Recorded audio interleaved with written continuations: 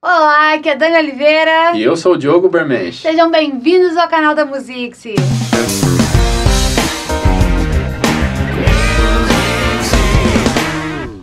E hoje nós estamos aqui com o grande Eric Faleiros. Ele é violonista, músico, professor e dono de conservatório de música. Muito obrigado, Eric.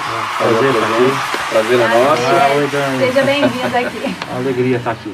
Então, Eric, gostaria de saber um pouquinho da sua jornada, como que você se iniciou na música, se você começou no violão mesmo, se você começou dando aulas, como é que foi isso?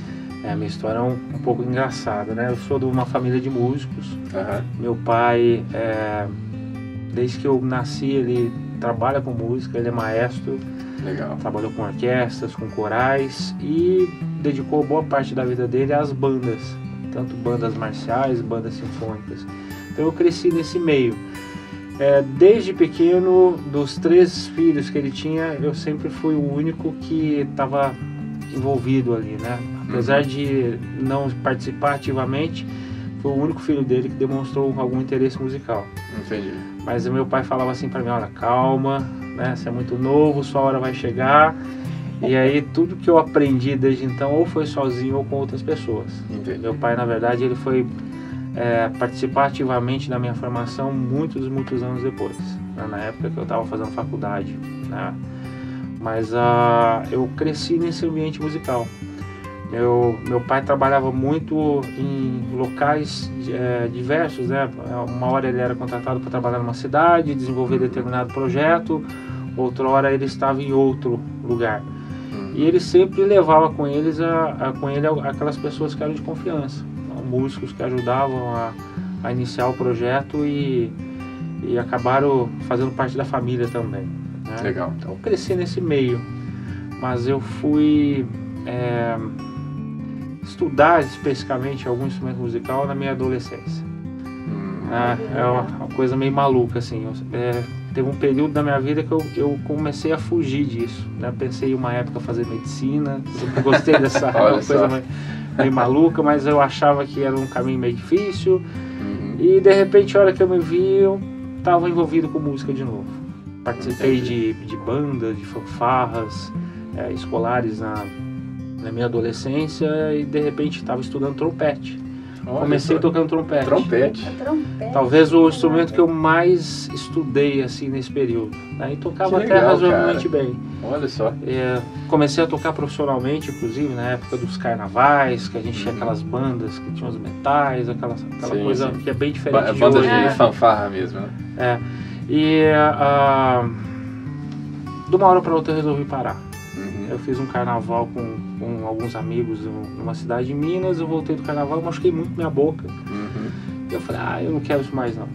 E quando você decidiu entrar pro violão? Foi mais ou menos um ano depois, né? Eu parei com tudo, não quis saber mais de música e de repente comecei a participar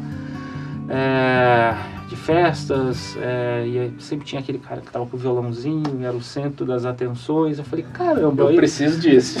Eu acho que eu sou o único que realmente tem uma experiência musical assim mais presente e eu tô sempre de lado. Eu resolvi aprender a tocar violão, pedi um violão emprestado pro meu vizinho, ele tinha um violão parado lá, eu falei, vou aprender esse negócio. Legal. Aprendi sozinho no primeiro momento. Era um violão de nylon mesmo? Ou de violão aço? De nylon, né? E de repente eu me identifiquei, gostei tanto que resolvi procurar uma ajuda profissional para realmente aprender certo, né, da maneira correta. E aí foi a mesma coisa de jogar gasolina no fogo. Né? Com toda aquela paixão, aquela experiência que eu tive desde criança, de repente eu acho que voltou com uma força muito grande. Olha que legal. Pouco mais de um ano e meio eu já estava tocando até razoavelmente bem o violão, continuei estudando. E fui fazer conservatório em Uberaba, né, no Renato Frateschi, e tive a sorte de ter tido um professor maravilhoso lá, o Wilson Borges Filho, um professor que faz um trabalho muito bom, inclusive ele está até hoje lá. Até hoje, que legal. A gente tem contato, agora um pouco menos, mas de vez em quando a gente se encontra. E eu, de uma hora para outra, conheci o universo do violão clássico. Aí Você começou então no popular? Para o popular. Ah. A primeira música que eu aprendi foi Legião Urbana, Eu Sei. Nossa! Todo mundo, né? Quase todo mundo começou com Legião Urbana. Legião Urbana. Aprendi essa música sozinho. Depois um amigo corrigiu algumas coisinhas, mas aí eu adorava tocar. Eric, você tem outras formações também, né? Conta aí pra gente. Bom, depois do conservatório Renato Frateschi, na verdade eu fiquei só 2 anos no conservatório. Meu professor começou a insistir para fazer uma prova de reclassificação, porque ele dizia que o nível que eu estava era muito acima do programa do curso. E aí eu comecei a me preparar alguns meses para essa prova de reclassificação, passei na prova e praticamente me deram o certificado, o diploma do curso. Então eu fiquei 2 anos num curso que tinha muito mais tempo, mas é porque o nível que eu estava dentro do programa do curso eu já tinha até passado. Isso é ótimo. Ele chegou no momento que tudo que ele passava para mim já não estava mais dentro do programa do curso. E ele sempre me incentivando. Na época ele acabou me convencendo, você tem que fazer aula com o Henrique Pinto. O Henrique Pinto era um grande professor de violão. Nossa, que ele tem um método de violão erudito, um dos né? maiores professores que a gente teve, né? Infelizmente já falecido. E eu comecei a cultivar esse sonho. Falar, pô, eu vou ser aluno desse cara, eu quero fazer aula. Só que aí aconteceu uma coisa engraçada, né? Porque eu me preparei para essa prova e a minha esposa, eu já estava casado na época, ela me convenceu, falou, olha, por que você não faz uma faculdade de música? Eu falei, não, fazer faculdade eu não vou fazer em qualquer lugar, né? Ela falou, não, escolhe onde você quer e se prepara e vai lá, presta, vê o que acontece. Eu falei, eu não vou passar nessa prova. Ela falou, mas vá, pelo menos para ver como funciona, aí você vai ver quais são as suas deficiências, vai ver se é isso que você realmente vai querer fazer e quem sabe no ano seguinte você presta novamente. Eu fui, prestei Unicamp na época, prestei a USP e a UFSCar. Eu passei na UFSCar, ótima faculdade, que era um curso de educação musical, passei na USP, em Ribeirão Preto, e não passei na Unicamp. E eu queria justamente estudar na Unicamp, que era o único curso que tinha na época ainda tem, né, de violão popular, e eu queria muito passar pela experiência de ser aluno do Ulisses Rocha. É um grande violonista, uma referência. Uma referência, eu tenho uma admiração muito grande pelo trabalho dele. Só que a vida acabou me encaminhando para a USP. É um curso assim que o acesso é muito difícil, né? São poucas vagas são oferecidas todos os anos. Na época o departamento de música de Ribeirão Preto era ainda um departamento jovem. A ECA, a Escola de Comunicação e Artes da USP de São Paulo, sempre foi uma faculdade de referência na área musical. Então o acesso era por lá. Mas aí meu professor Rubens Ricciardi, que inclusive foi meu orientador no meu TCC, no curso de licenciatura, ele conseguiu trazer, né, uma extensão da ECA de São Paulo para Ribeirão Preto, com os mesmos moldes, com o mesmo padrão. E eu entrei, eu acho que na terceiro ano dessa mudança, né, dessa extensão em Ribeirão Preto. Quanto tempo dura o curso lá? O curso ele tem a duração, tanto o bacharelado quanto a licenciatura tem a duração de 4 anos. Eu fiquei 7 anos, né? É um curso integral, a gente tinha aulas manhãs, tardes e às vezes até noite. Como você conseguia conciliar tudo ali, trabalho, faculdade? E tudo, fiquei impossível. Eu tô curioso. E casado, inclusive, né? Casado. Nossa! Quando eu entrei na faculdade, minha filha mais nova, eu tenho 3 filhos, ela tinha acabado de nascer. Então, pela proximidade de Franca e Ribeirão Preto, no primeiro momento a ideia era ir e voltar todos os dias. Mas aí eu vi que não era tão simples assim e eu acabei tendo que me mudar para Ribeirão Preto. Eu ia para lá na segunda, eu voltava na sexta e às vezes nos finais de semana, né, naquela rotina maluca nossa de tocar em bares, festas, eventos, eu acabava não ficando em casa. Mas aí você se mudou sozinho e sua família ficou? Minha família ficou, né? Minha esposa também já tem a profissão dela, da área de educação, e aí não dava pra gente largar tudo e recomeçar em outro lugar, né? Então a gente fez tudo simultaneamente. Foi um período muito difícil, porque ir e voltar no primeiro momento e conseguir ainda cumprir um programa, que o curso lá é muito puxado. Eu me lembro que o primeiro ano do curso eram muitas matérias que eu falei, meu Deus do céu, o que eu faço? Não vou dar conta. E aí, às vezes, eu chegava em Franca, bem à noite, tinha que estudar, preparar coisas para o dia seguinte, sair de madrugada no outro dia, então foi um ano muito difícil. Sem contar o risco da estrada, né? Os gastos, né? Sim.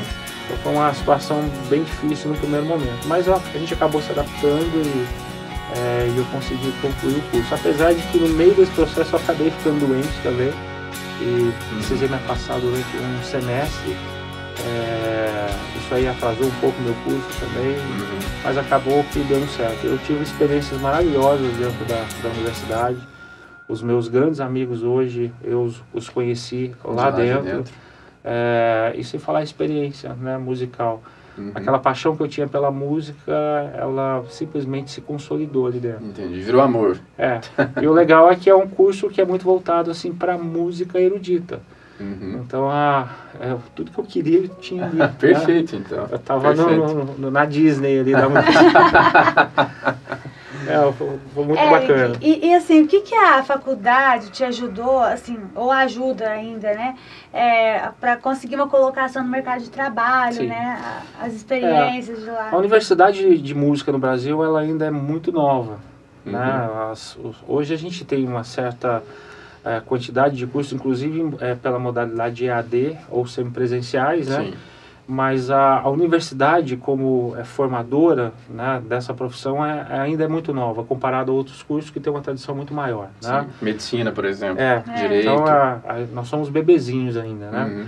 Mas a formação profissional, nesse ponto, ela serve não só como te dar recursos através do conhecimento, para você ser na verdade, um profissional melhor, né? Todo aprendizado que a gente tem, não só da parte musical, mas principalmente da parte pedagógica, ela vem a colaborar com isso.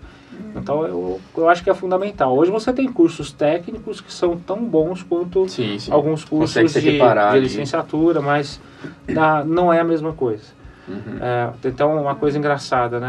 Os cursos técnicos hoje, que é o conservatório musical que a gente chamava antigamente, antes você entrava novinho, 6, 7 anos e saía formado pelo técnico, né? Hoje a gente teve uma mudança muito grande e o técnico tem só 3 anos. Então, para você fazer um curso técnico hoje na área musical, você tem que ter uma experiência musical prévia. Isso, né? Você tem um processo seletivo onde a gente tenta selecionar aqueles que têm o perfil mais adequado. Mas não é um curso para iniciante, é um curso para iniciados. Já tem que ter um para aperfeiçoamento ali, né? Então, assim, quem se forma hoje num curso técnico dentro da área musical, e você tem várias áreas, desde técnico em canto, técnico em instrumento musical, técnico em construção de instrumentos, em luteria. Hoje tem uma gama muito grande de possibilidades dentro do catálogo nacional de cursos. Realmente, isso é bom, isso é ótimo.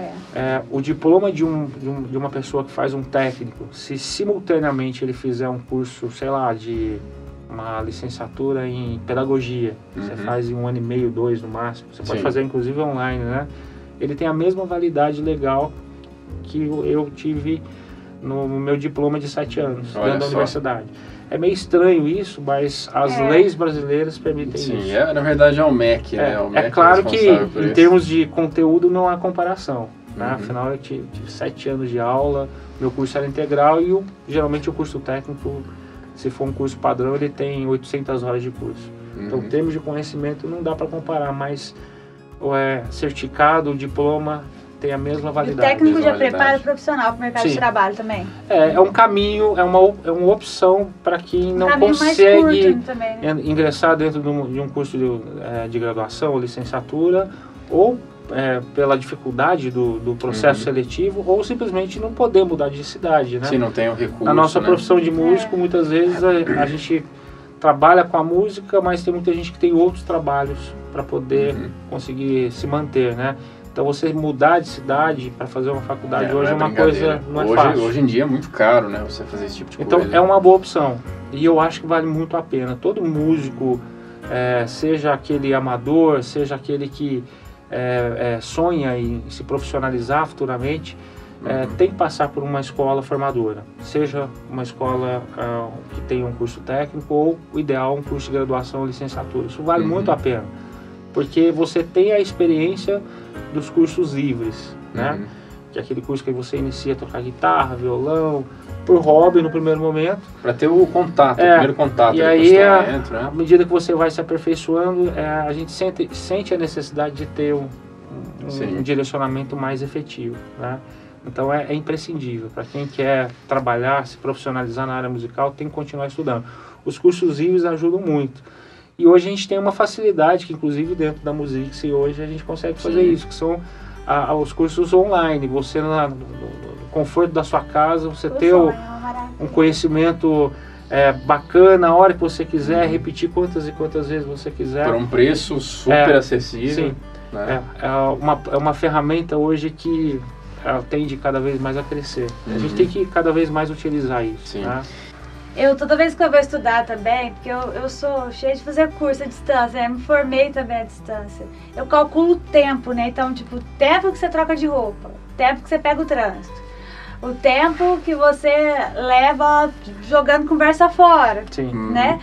Então, se você for contar, tipo, uma aula das 7 até as 10 da noite, né? Então, quer dizer, a aula começa às 7, mas antes das 7, você tem que, pelo menos, dependendo do lugar, já tomar banho, lá por volta das 6. Então, esse período você está se preparando. Se for em São Paulo, antes. No mínimo, né? E aí tem todo esse tempo de preparo, depois chega, tem um intervalo, então você perde muito tempo com isso. Se você fosse canalizar todo esse esforço, esse tempo só estudando, obviamente tem que ter disciplina, né? Tem que na música as metas. É uma palavrinha mágica. Né? Você não consegue ver resultados se você não for uma pessoa disciplinada e tiver um direcionamento para isso. Um outro ponto também que eu gostaria só de falar um pouquinho é essa questão do ouvido absoluto. Parece um mito isso. Né? Quem tem ouvido absoluto vai se dar muito bem, mas hoje a gente tem, através da neurociência, vários estudos que entendem como que se dá esse processo. Né?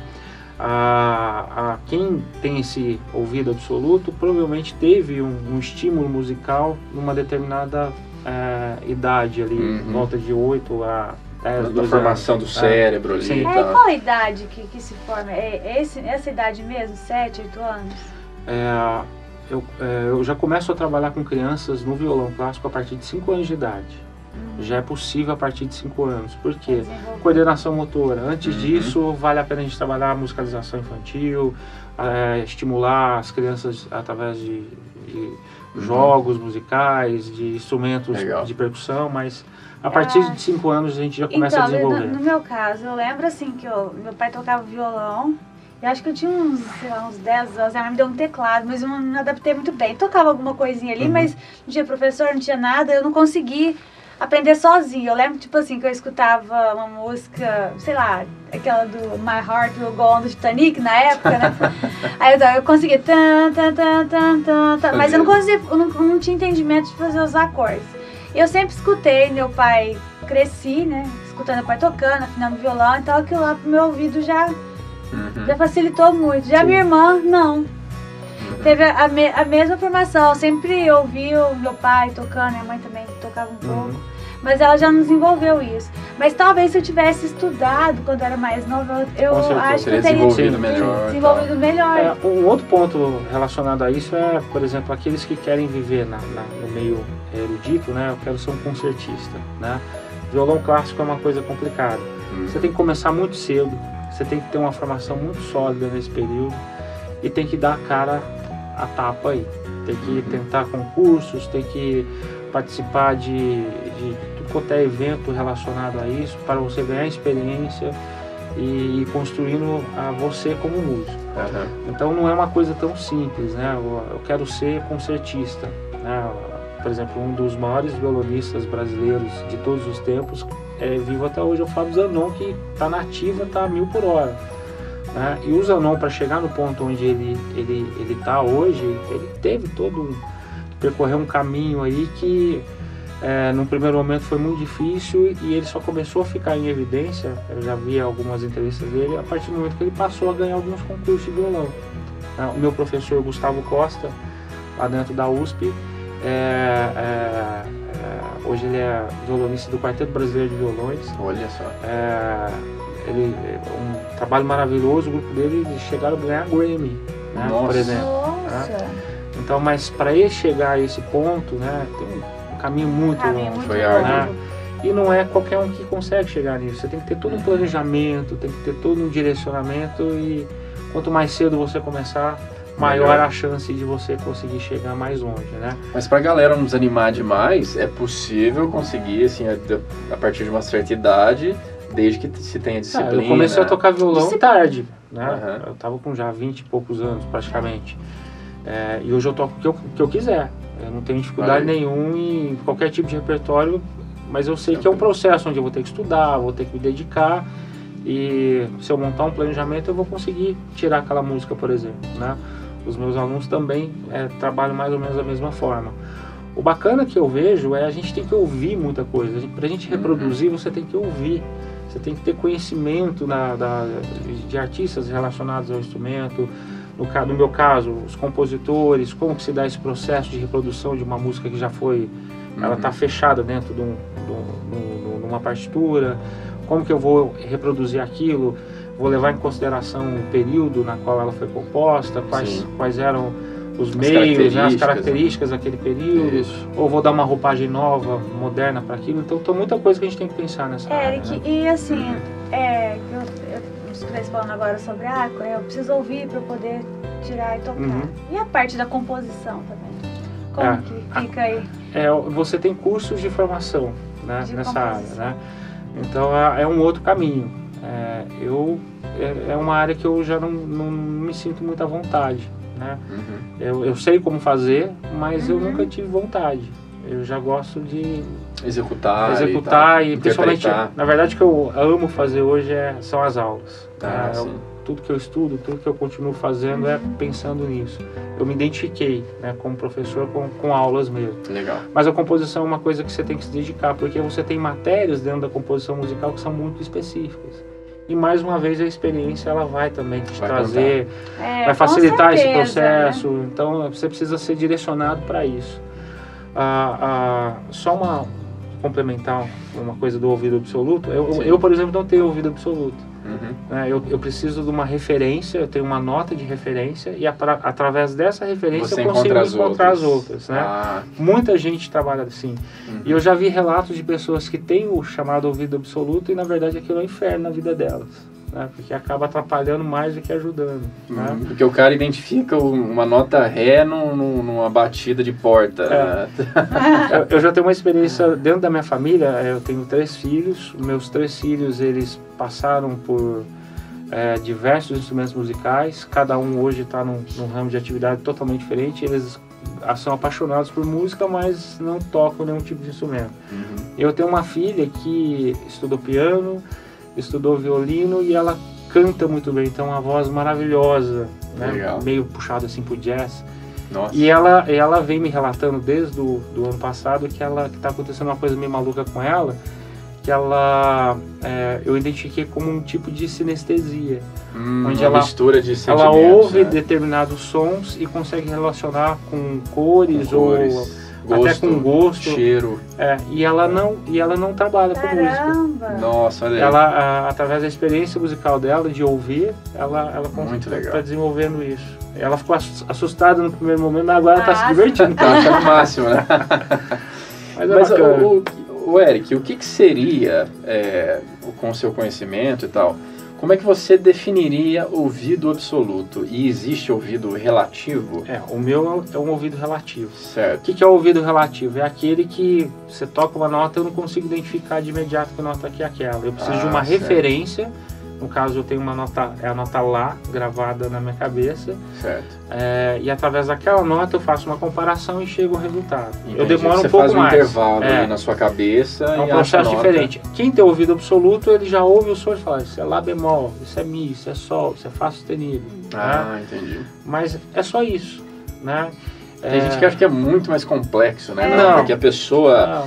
Tem muita gente que entende o ouvido absoluto como um pouco de sinestesia, né? Tipo, a pessoa ela ouviu um Mi menor, um acorde de Mi menor, ela enxerga um azul, né? Esse é o ouvido absoluto. Tem gente que confunde os conceitos. Na verdade, tudo isso é treinado, né? Aprender a tocar um instrumento musical, a gente trabalha diretamente com a memória muscular, ou seja, através da repetição e mais repetição, a gente vai desenvolvendo aquela habilidade para poder tocar cada vez melhor e com uma sonoridade melhor, enfim, velocidade. Então é a memória muscular, que é uma das memórias que aparece dentro desse processo de aprendizado do instrumento musical. Memória auditiva a visual, ou seja, o legal e fica até uma dica bacana, né? Tudo que a gente faz dentro do processo de aprendizagem é eu tentar fazer a mesma coisa de formas diferentes. Por exemplo, eu ouço e reproduzo o instrumento. Né? Eu toco e tento transcrever para o papel. Né? Eu leio, né? Eu canto, ou seja, quanto mais maneiras diferentes de fazer a mesma coisa, maior a chance daquilo se tornar uma memória mais efetiva. Né?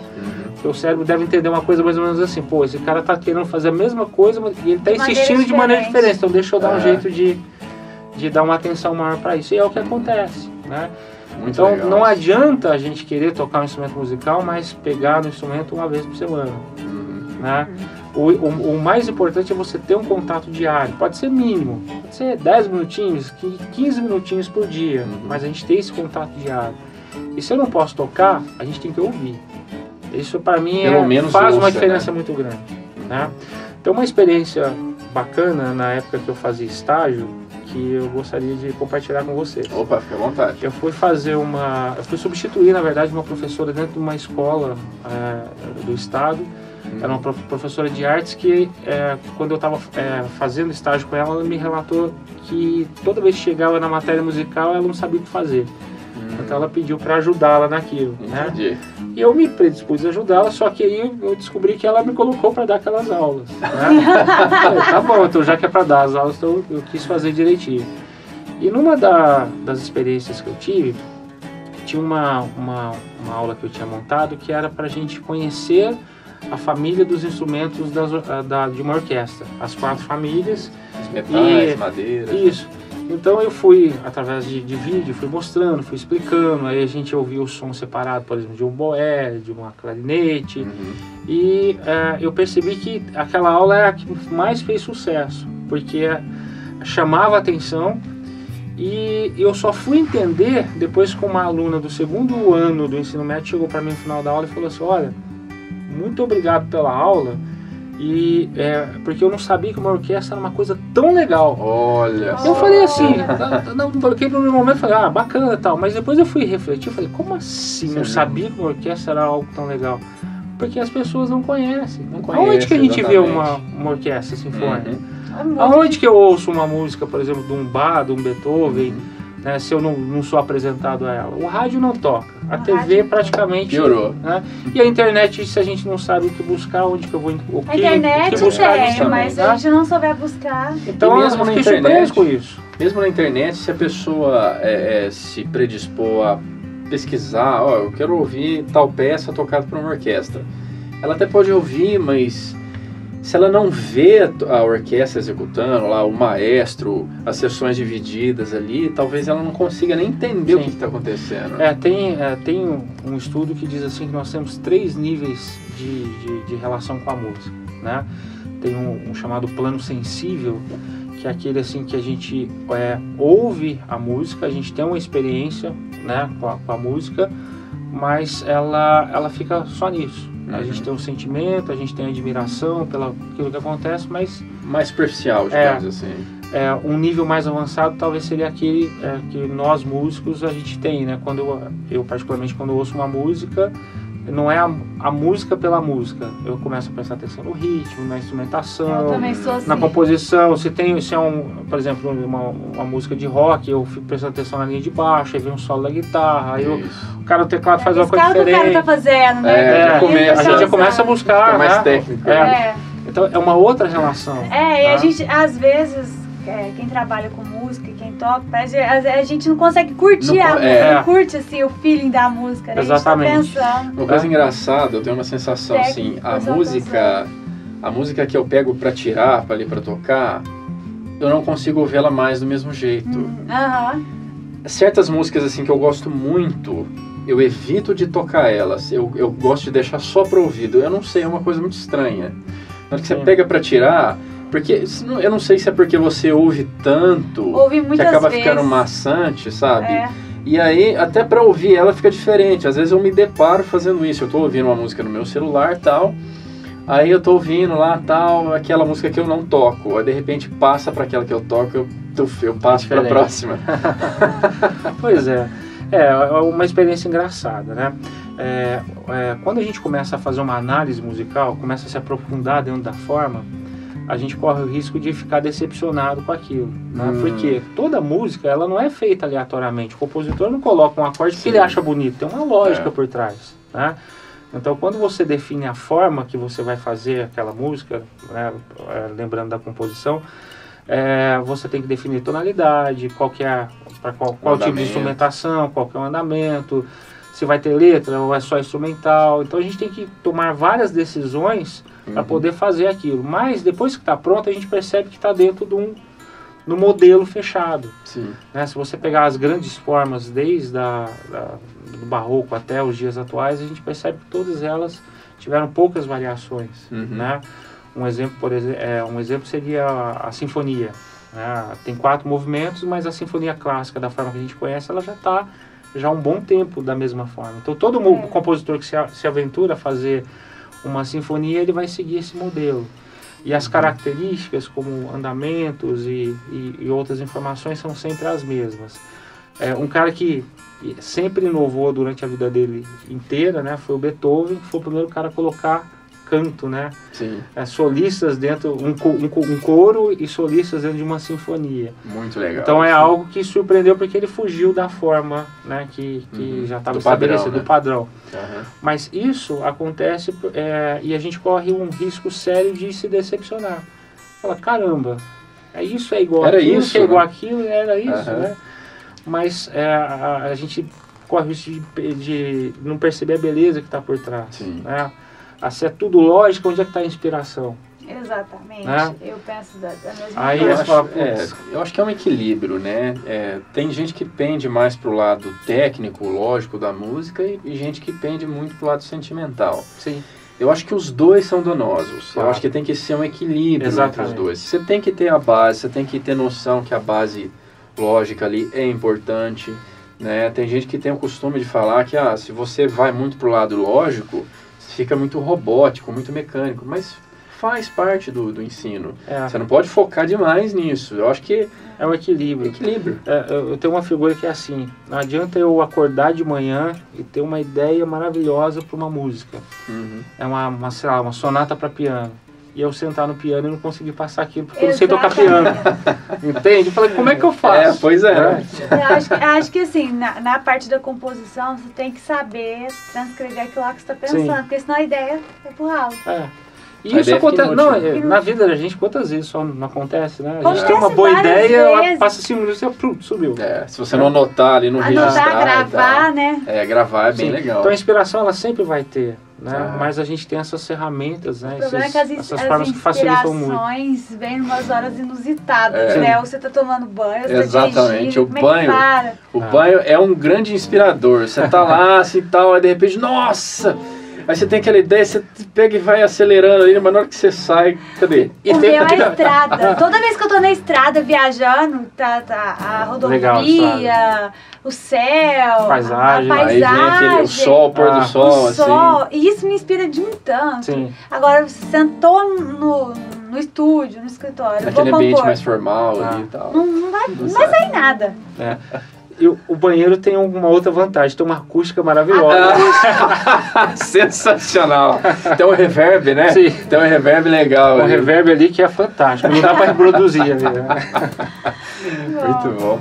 Éric, gostaria muito de agradecer a sua presença aqui no canal, tá? Volte mais vezes. E para você que gosta aí de música clássica, violão erudito, não perca as aulas do Éric, porque são excelentes, né, Diogo? É isso aí, assine Musix, apenas R$19,90 ao mês. E não esquece de dar um like e curtir nosso canal. Se inscreva aí no canal, ative o sininho das notificações e compartilhe o vídeo. Dá uma força aí que a gente vai chegar lá. Um abraço, Valeu, pessoal. Até mais. Até mais. Tchau, tchau.